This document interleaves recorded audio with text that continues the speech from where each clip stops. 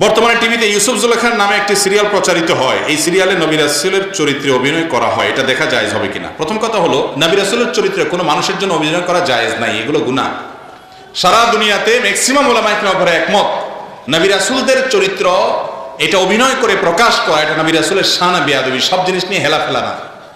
আর দ্বিতীয়ত হলো, এই সমস্ত এই তথাকথিত ইউসুফ জুলেখা নাম দিয়া আপনার প্রেমের কাহিনী দেখাচ্ছেন, অথচ ইউসুফ আলাইহিস সালাম তিনি অবৈধ রিলেশন, হারাম সম্পর্কের যে অফার পেয়েছেন সুন্দরী মেয়ের তরফ থেকে, জুলাইখার তরফ থেকে, তিনি সেটা গ্রহণ করেছেন নাকি ডিনাই করেছেন? ডিনাই করেছেন। ডিনাই করার কারণে তাকে জেলে যেতে হয়েছে, অপবাদ সহ্য করতে হয়েছে, অত্যাচার সহ্য করতে হয়েছে, তারপরেও তিনি তার চরিত্রে কালিমা লেপন করতে দেন নাই। সেই ইউসুফ আলাইহিস সালামের সাথে এই অবৈধ রিলেশনের আপনার অভিনয়, এটা সাজিয়ে যদি মানুষকে দেখানো হয়, এটা নেক্সট সূরাতে শয়তানের অনেক বড় ধোঁকা। যারা মনে করতেছেন নবীর কাহিনী জানতেছি সেজন্য ইউসুফ জুলাইখা দেখতেছি, তারা এর মাধ্যমে সব তো আল্লাহ মাফ করে হওয়ার প্রশ্নই ওঠে না, বরং কোনো কোনো ক্ষেত্রে অন্য সিনেমা দেখলে যে গুনাহ হবে তার সাথে এখানে বেশি হওয়ার ভয় আছে। কথা কি বুঝাতে পারছি? একজন নবীর চরিত্র, এটা ফাজলামি করার বিষয় না। দ্বিতীয়ত হলো যে, আপনি নবীর ইতিহাস যদি জানেনও, নবীর চরিত্র ধরেন এখানে কোনো কালিমা দেয়া হলো না, তারপরেও সেখানে মিউজিক আছে, গান আছে, হারাম যে সমস্ত দৃশ্যগুলো আছে, পর্নারি আছে, সেগুলো আছে না এগুলোর মধ্যে? এগুলো ছাড়া হয় এই সমস্ত সিনেমা?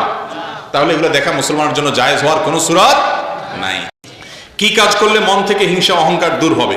হিংসা এবং অহংকারে দুইটা কাবিরা গুনাহ। কারোর ভালো দেখলে যদি আপনার অন্তরে জ্বালা পোড়া করে, অস্থির লাগে, বুঝতে হবে আপনার মধ্যে হিংসা আছে। কাউকে যদি ছোট মনে হয়, তুচ্ছ মনে হয়, নিজেকে কিছু একটা মনে হয়, বুঝতে হবে আপনার মধ্যে কি আছে? অহংকার আছে। কেউ হক কথা বলেছে, আরে ও বলছে, তার কথা কেন শুনতে হবে? বাতারুল হক, হককে অস্বীকার করলেন, বুঝতে হবে অহংকার আছে। কেউ কথা বলতে গেলে, আরে রাখো তোমার কথা, দমায় রাখলেন, বুঝতে হবে অহংকার আছে। এই অহংকার দূর করার জন্য কি করতে হবে?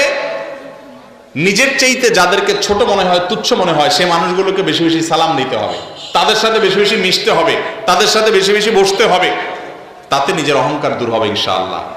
আর যার প্রতি হিংসা হয় তার জন্য দোয়া করতে হবে। দোয়া করলে ইনশাআল্লাহ কি হবে? অন্তর থেকে হিংসা দূর হবে। কাউকে আল্লাহ ভালো কিছু দিয়েছেন, আপনার কাছে খারাপ লাগতেছে, সে কেন পাইছে? হিংসা হচ্ছে। দোয়া করেন, আল্লাহ তাকে আরো দেন। মনে চায় না দোয়া করতে, তো দোয়া করেন। এক ছাত্র প্রশ্ন করছে, কয় হুজুর, অন্যের জন্য দোয়া করলে নাকি দোয়া কবুল হয়? এখন আমার সাথে যার কম্পিটিশন, আমি যদি দোয়া করি আল্লাহ তার A+ দেন, তাহলে তো আমি হারে যাবো, আমি তো বলবো আল্লাহ সে ফেল করুক। তাই আমি বলি না, আপনি যদি তার জন্য দোয়া করেন, আল্লাহর ফেরেশতারা আপনার জন্য দোয়া করবে, আপনি আরো ভালো দোয়া পাবেন ইনশাআল্লাহ। আল্লাহ তাকে দিলে, আমাকেও দিলে আল্লাহর কোনো অভাব হবে? এই জন্য হিংসুক যখন কারোর ভালো দেখে হিংসা করে, এর মানে হলো সে মনে করে যে আল্লাহ তাকে দিলেও আমাকে দিতে পারবে না। না, আল্লাহ তাকেও দেখ, আমাকেও দেখ, তারটাতে আমার দুঃখ নাই, আল্লাহ আমাকেও দেখ, আমিও চাই। এরকম করলে সেটা হিংসা হবে না। আমি যদি অমুসলিম থাকা অবস্থায় হারাম উপায়ে প্রচুর সম্পদ উপার্জন করি, কিন্তু পরবর্তী মুসলিম হওয়ার পর এই সম্পদগুলো কি আমার জন্য হালাল হবে? কোনো ভাই নিউ মুসলিম, তিনি অন্য ধর্মে ছিলেন, অন্য ধর্মে যখন ছিলেন তখন তিনি হালাল হারাম বাজ বিচার তো করেন না, যেহেতু মুসলমান ছিলেন না। এখন ইসলামে আসছেন, তাহলে আগের হারামগুলোর কি হবে? এর উত্তর হলো, আগে যে হারামগুলো তিনি উপার্জন করেছেন সেগুলো দুই প্রকার। এক, মানুষের অধিকার। ধরেন আপনি কোনো মানুষের সম্পদ আত্মসাৎ করেছেন, চুরি করেছেন, ডাকাতি করেছেন, অন্যায়ভাবে ভক্ষণ করেছেন, এই টাকাগুলো আপনি মুসলমান হওয়ার পরেও ওই ব্যক্তিকে ফেরত দিতে হবে।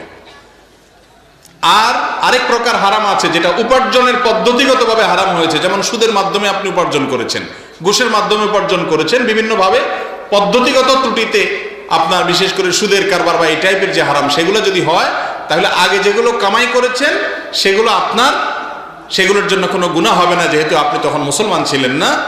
কিন্তু এখন সুদের কোনো কারবারের সাথে জড়িত থাকলে ইসলাম গ্রহণ করার পর আর সুদ নতুন করে নিতে পারবেন না, আগেরগুলোকে ক্লোজ করে ফেলতে হবে। আর এর আগে যেগুলো নিয়ে ফেলেছেন সেগুলো মাফ। কথা কি বুঝাতে পারছি?